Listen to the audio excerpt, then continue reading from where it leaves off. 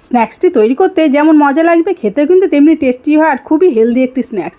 এখানে আমি আটা নিয়েছি, আপনারা চাইলে আটা ময়দা দুটো মিশিয়েও কিন্তু করতে পারেন।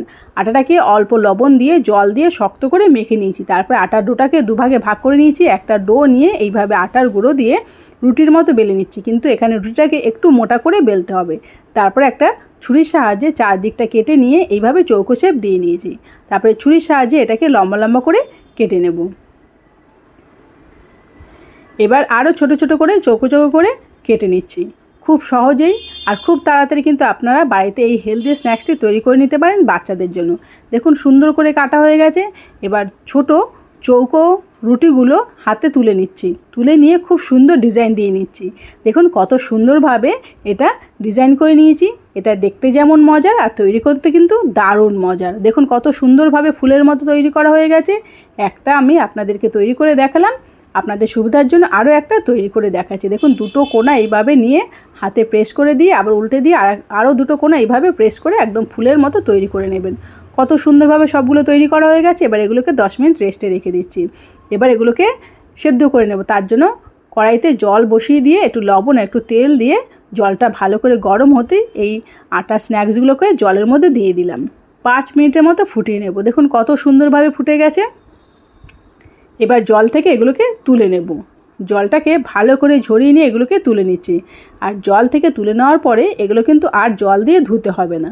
এই যে জলটা রয়ে গেল এটাও কিন্তু আমি কাজে লাগিয়ে নেব। দেখুন কত সুন্দরভাবে রেডি হয়ে গেছে। এবার কড়াইতে আবার সাদা তেল দিয়ে তার মধ্যে রসুন কুচি দিয়ে দিয়েছি। রসুন কুচির পরে দিয়ে দিচ্ছি পেঁয়াজ কুচি। পেঁয়াজটাকে এখানে হালকা ব্রাউন করে ভেজে নিচ্ছি।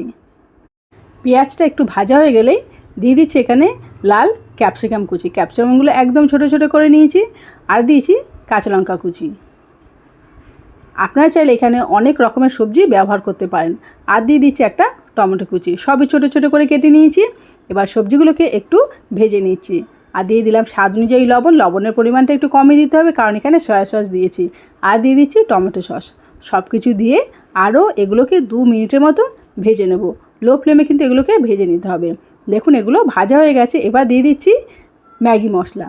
ম্যাগি মশলা দিয়ে আরেকটু এগুলোকে ভেজে নিচ্ছি। তারপরে যে সেদ্ধ করা জলটা ছিল সেই জলটা এর মধ্যে দিয়ে দিলাম। দিয়ে এগুলো খুব সুন্দরভাবে ফুটিয়ে নেব। এই স্ন্যাক্সটি তৈরি করতে কিন্তু খুবই সোজা আর খেতে কিন্তু খুবই টেস্টি। আর এটা খুবই হেলদি, কারণ এটা আটা দিয়ে তৈরি করা।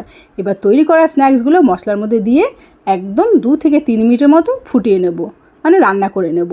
একদম শুকনো শুকনো হয়ে গেছে। দেখুন দেখতে কত সুন্দর হয়েছে। এগুলোকে একটা বাটিতে আমি নিয়ে নিলাম। এইভাবে আপনারা বাচ্চাদেরকে অবশ্যই কিন্তু বাড়িতে সকালবেলা সন্ধ্যেবেলা বা স্কুলে টিফিনের জন্য কিন্তু তৈরি করে দিতে পারেন। এটা খেতে যেমন টেস্টি আর খুবই হেলদি।